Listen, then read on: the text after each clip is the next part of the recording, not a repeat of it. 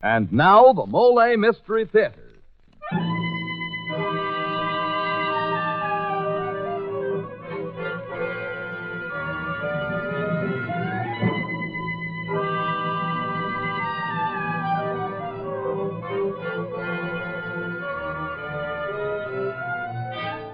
Good evening.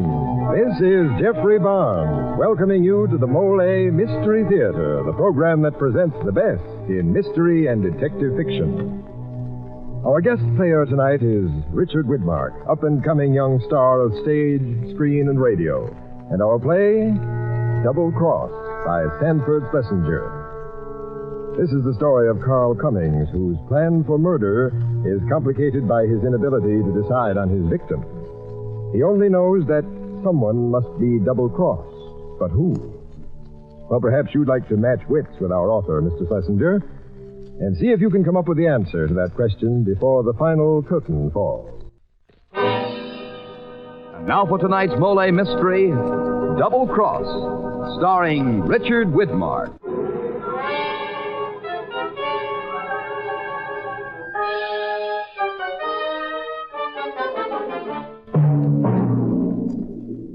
The whole idea was nuts right from the beginning.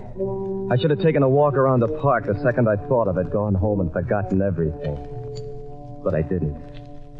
I just walked through the door of Twin Oaks, sat down at a table, and winked at trouble through the smoke. Then waited for it to slink over. Hiya, sweetheart. Glad you got my invitation. How could I miss it? Pull up a chair, but don't put your pretty elbows on the table and get them dirty. What do you want? Nothing on the menu. Oh. Good night. No, don't go. No? What's to keep me? I don't know. I guess I'm just in the dumps. Look, mister, I don't want to hear the next chapter, understand? You're in the dumps, so what? I'm in the dumps. So what? Everybody in this hole's in the dumps. And so what, and so what, and so what? Why'd you jump at a wink? Because I want a good time. Not more trouble. What's it going to be, mister? Neither tonight. I don't like you. Oh, that's too bad. I like you. I'll pick you up tomorrow night. Say, what? Here's $100. Get yourself dolled up. I want you to look like a lady. Why, I You don't oughta... want the dough? Give it here. Tomorrow night at 8. How do you know I'll show? You have an honest face. See you tomorrow night. Hey, don't... Oh, what's the big idea of ruining the whole bottle by tossing your cigarette in it? Someone else could have finished it. Oh, I forgot to tell you. That's a lousy habit I've always had. When I'm through with something, nobody else wants it. That's the kind of guy I am, sister.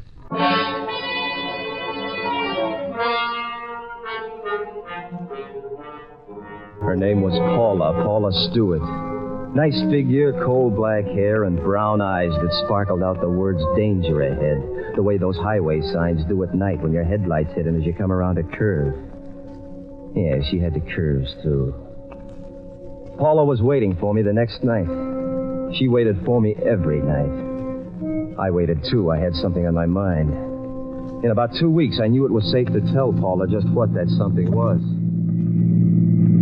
How come the long drive out in the country? Running short on dough? Would that make any difference? Sure. Thanks. The spot looks okay. It's okay for what? I've got something to tell you. This ought to be good. No, I've got to be on the level with you. Don't do me no favors. It'll take more than a double cross to break my heart. Paula, I'm married. For the love of Pete, is that what you dragged me 40 miles out in this no man's land for? Who cares? Paula, you're terrific. Come here. You're pretty terrific yourself for a grown-up kid. You know, you and we're a lot alike. We are? Yeah. We both like money. I was wondering where the payoff came in. I guess it's right here. Right here, baby. Okay. Deal. It's an insurance deal. Hey, I don't think I like the card. It's a good deal, Paula. How good? $50,000 worth of chips in the kitty. 50,000? Oh, what's the gimmick? Murder. Hey, that's some gimmick you got there. It's my wife, Paula. She's the one who's insured. 50,000. Classy clothes, a swell apartment, ritzing nightclub. Paula, will you help me? Paula, will you please? Does that answer your question? I spent months looking for you, sweetheart. Months. When I spotted you at Twin Oaks, I said to myself, there she is. Nobody else will fill the bill. Especially a bill for 50 grand. The next morning, there was an ad in the paper. Wanted, young woman to do light housework. Call in person. Mrs. Carl Cummings, 908 Webster Street.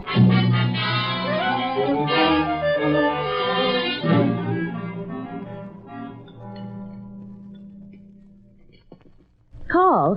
This is our new maid, Miss... Stewart, just call me Paula. Well, we're glad to have you with us, Amy. Oh, you'll never know how glad, Paula. Taking care of the house has been a big job. I'm sure it'll be easy with you here. Yeah, I'm sure it will. Is dinner ready? I'm hungry. It's all ready. Paula, will you bring in the soup, please? It's a pleasure, Mrs. Cummings. Well, what do you think, honey? I think she's perfect. Looks a lot like you, don't you think? Same figure, same height, same color hair. But her face, darling. Her face. When the time comes, I'll fix that so nobody could recognize it.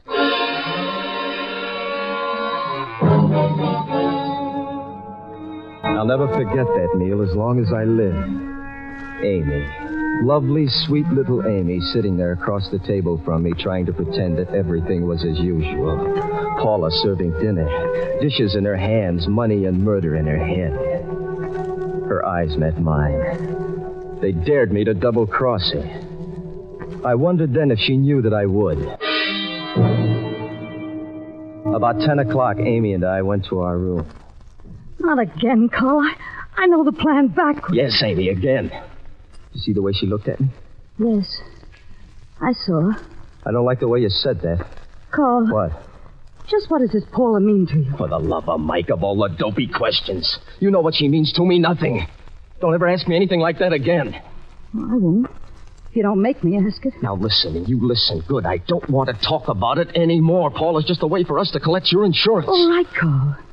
You have your reservations at the lodge? Tomorrow night.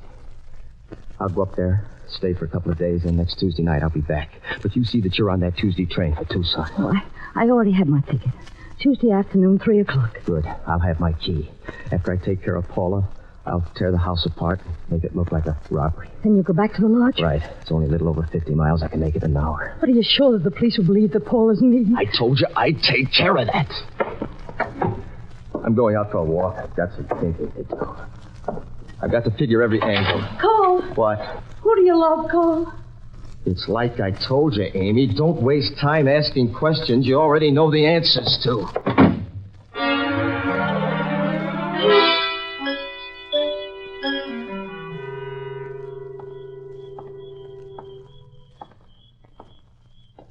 Nice night, ain't it? What? Oh, Paula. I saw you go out. Thought you might like company. Look, I don't think it was very smart of you to come out here. Suppose Amy... What do you care about her? I don't want anything to go wrong. Nothing will go wrong. Unless you make it go wrong. You were awful lovey-dovey with her tonight. So? So I think you're either a darn good actor Or what? I'm not so sure I know or what. All I know is I smell a rat. Believe me, honey, I've smelled plenty of them. Baby, there's no rat. What's the angle you've got to have in there? I don't know. I haven't figured it out. But then, I'm not very bright. Or do you already know that? Paula, it's all part of the act. Honey, I'm cold. Awful cold. You better go in the house. No, you don't get it. It's not that kind of cold. I'm scared. Now, look, if you want to back No, I'm out... not scared of that. Not in a million years. I'm scared because I've gone for you in a big way. I've never done that before. I don't want to get hurt. Paula, I'm crazy about you, too. Then put your arms around me. Oh, Carl. Still cold? I'd be a lot warmer if you'd kiss me. Oh, Carl, I love you so much. A moment later, she'd gone. and I stood there alone in the darkness. My head felt like there was a lead pendulum inside, swinging back and forth, hitting first on the right side, then on the left side of my skull. I saw Tuesday. I saw the lodge, the train for Tucson, $50,000 appear all at once and then dissolve into one bloody blotch, leaving me with the one naked thought I'd been trying to hide from myself. Paula had gone into the house. She wasn't in my arms, and I was cold. New plans had to be made. New plans for Paula and me.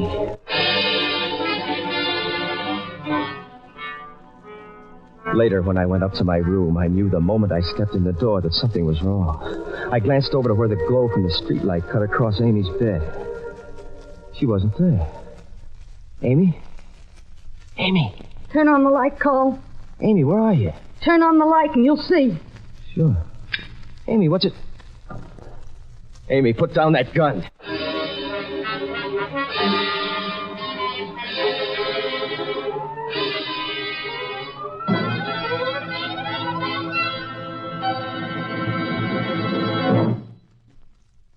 Well, it looks as if something has come between Carl Cummings and his wife, namely a loaded revolver.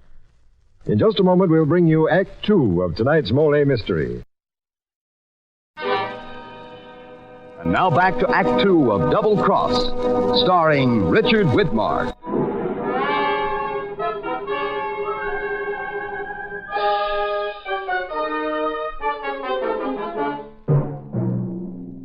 Sit down, Carl. Put down that gun, Amy. What's the matter with you? Sit down. No, over there on the edge of the bed. That's it. Amy, I don't understand. So you wanted to go out walking. What kind of a fool do you take me for? You forget that I'm not an ignorant piece of trash who picked up at Twin Oaks. All right. So I made love to Paula. It's just part of the act, honey. I was going to tell you about it. It was really very funny. Was it? Sure, the dumb dame thinks I'm nuts about her. I thought you were nuts about me, too. Amy, I am. How do I know? Because I tell you, that's how. You told her, too. For Pete's sake, honey, if I didn't love you, would I be killing for you? How do I know you didn't promise to kill for her? Stop talking like that. It's not true. You're dreaming all this up. More than a dream, Carl. It's a nightmare. When I saw you take her in your arms and kiss her, I had a thought. How much easier it would be for you to kill me. How much simpler it would be than our complicated little scheme. Amy, come here. But Oh, Carl. I'm sorry I acted. It's all right, baby. It's all right. Don't cry. Hold me close, darling. Closer. Oh, I wish it were all over now. Just a few more days, Amy. Just a few more days.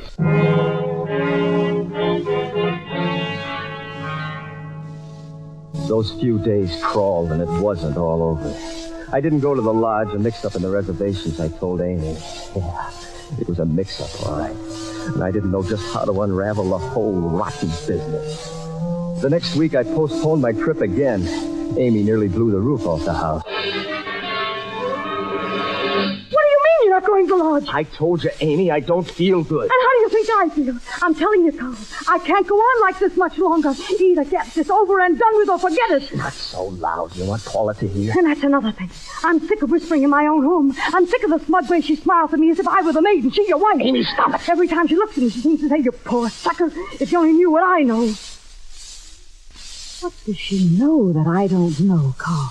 Honey, you're imagining things. And so are you if you imagine I'm going to stand for any more delays. Either you leave for the lodge next Saturday night or... All right, Amy, next Saturday. No more delays? No more delays. I'll go downstairs and phone the lodge for reservation. See that you keep them this time. Don't worry, I'll keep... Oh, what is it? It's Paula. We saw her going downstairs. You suppose she heard? There's only one way to find out. You stay here.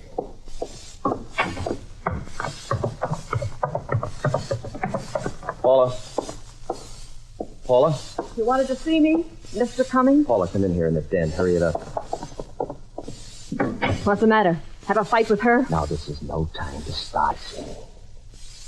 It's all set. What's all set? The stage. The curtain's ready to go up. When's it coming down? That's all I'm interested in. Next Tuesday night. Saturday night, I'm going to the lodge. I'll be back Monday night, ransack the house. And take care of it. Then what? Then get back to the lodge. So far, I don't see what you need me for. Or maybe that's one of the things I'm not supposed to see. You give me 1 hour to get back to the lodge, then you find the body and call the police. Oh. Hello? Who? Well, yes, she's right here. Hold on. It's for you. Thanks. Hello. You're early. From now on, call when I told you to. Yeah, I'm okay. Yeah, thanks for the buzz, Jerry. Yeah. Talk to you tomorrow night, huh? So long. Light me a cigarette, will you, Dreamboat? Who was that? Sure, just a friend. Why'd he call here? Just checking. Checking what? Checking to see if I'm okay. Carl, I'm such a dope. I'm always thinking somebody might double-cross me. So I told Jerry, this pal of mine, to call me every night. Jerry's a swell old guy. Sort of a mother to me, you might say. Why, you just lousy. cool off, honey. If you're on the level with me, I'll keep right on talking with Jerry and everything will be okay. Dumb like a fox, aren't you, Paula? Mad? Mad? No, I guess not. Just a little hurt to think you don't trust me. It's not that I don't trust you, Carl, baby. Just that I'm nuts about you. And like I told you before, I don't want to get hurt. Don't worry, sweetheart. You won't get hurt. You know, somehow I got a feeling I won't either. Now, how about a nice, friendly cigarette, huh?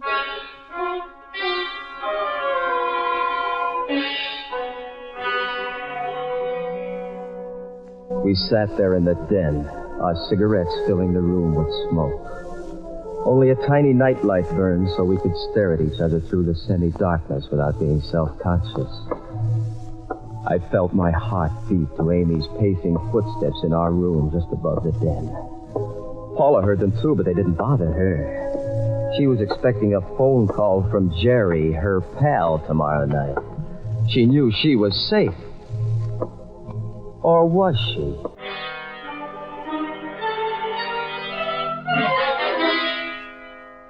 Saturday evening, I packed to leave for the lodge. I took along enough clothes to make it look like I intended to stay out my whole 2 weeks reservation. By 7 o'clock, I was ready. Amy saw me out to the car. Be careful, Carl.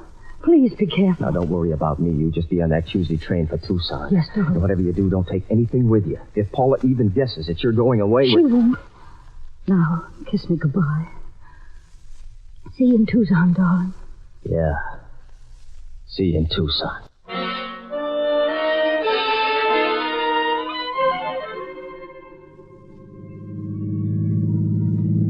Two hours after leaving Amy, I was in my car, watching the lodge disappear in the rearview mirror, heading back home again. I'd arrived there an hour before, registered, gone to my room, leaving instructions not to be disturbed. I'd left through a rear window. No one had seen me leave. No one would see me return. My alibi would be perfect. I pushed the accelerator to the floor and I hit the road for murder at 90 miles an hour.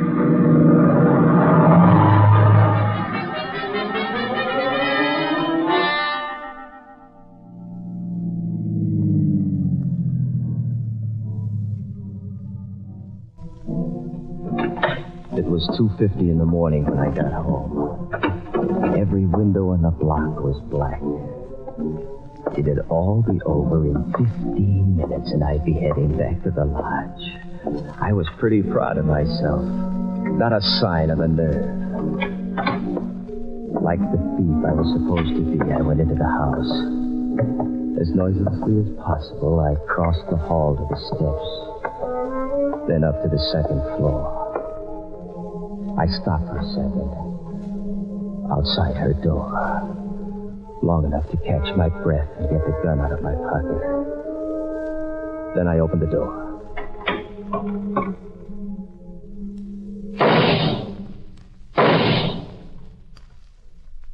So long, sweetheart.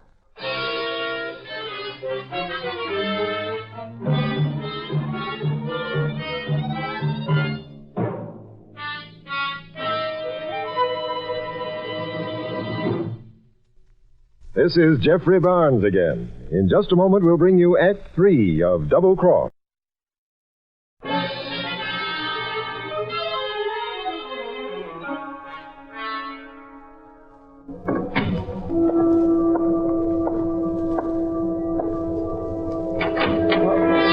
Who's there? Oh, Paula. Carl. I just did it. She's dead. Yeah. Yeah, I heard the shots. Yeah, you heard the shots. I suppose your friend called tonight. Oh, you can put the gun away, Carl. I suppose you'll call again tomorrow night. I wouldn't try anything if I was you, Carl. Sorry, Paul. I've thought it all out. When two people know a secret, it's not a secret anymore. I've got to protect myself. And all that talk about your loving me... I do love you, Paula, but I don't trust you, just as you don't trust me. Carl, please. It wouldn't work, Paula. Someday there'd be a slip. I only get $50,000 out of this. I can't afford to take chances. Carl, don't. I'm going to miss you. No, Carl, no. I think I'll even miss Amy. Thanks, Carl. What? Now drop that gun. Amy! I said drop it.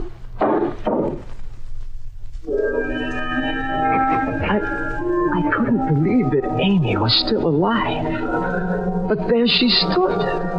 Hurt blood reddening her nightgown where my bullet had hit. But alive. And a gun in her hand. Oh, Amy, my arm's tired. I've written out the whole story. What else do you want me to do? Sign your name. Carl Cummings. No. You sign it. Me? Why should I? As a witness. Oh. What are you going to do with this confession? Turn it over to the police? Pick up his gun, Paula. And give it to me. Pick it up by the barrel. Thank you. Amy, now look here. Let's... Oh, Amy. What did you do? Oh. No, Amy, for the love of heaven. Oh, please. Oh.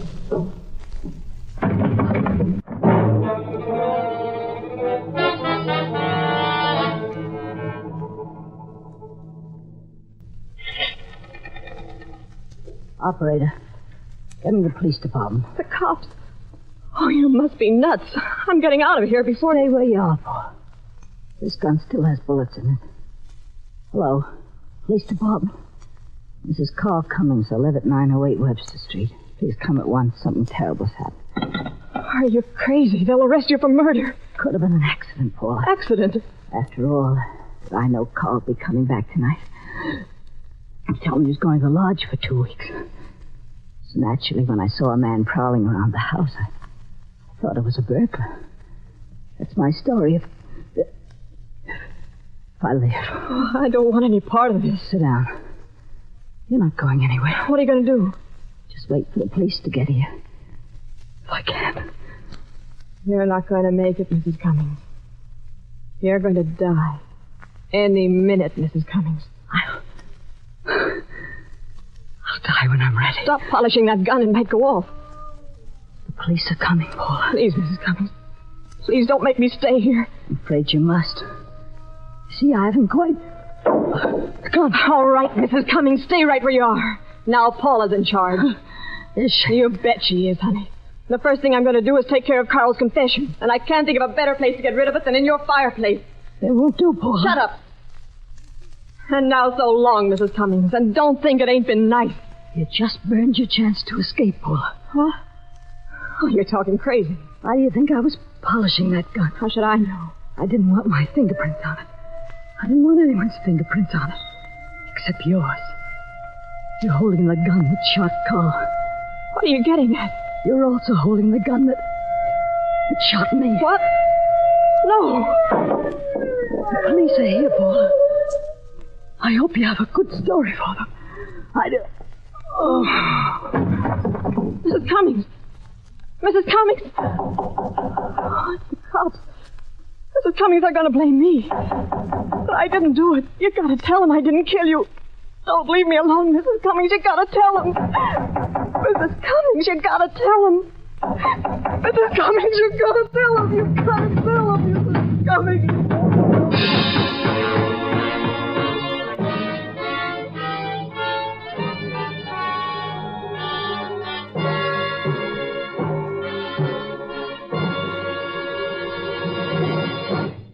And now this is Jeffrey Barnes inviting you to be with us next week when the Mystery Theater presents Beautiful Silence, starring Barry Kroger.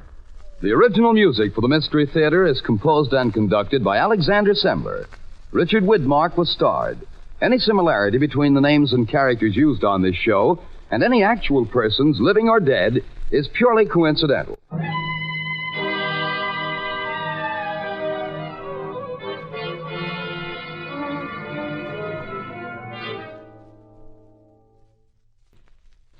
And now this is Dan Seymour again, saying goodnight until next week at this same time.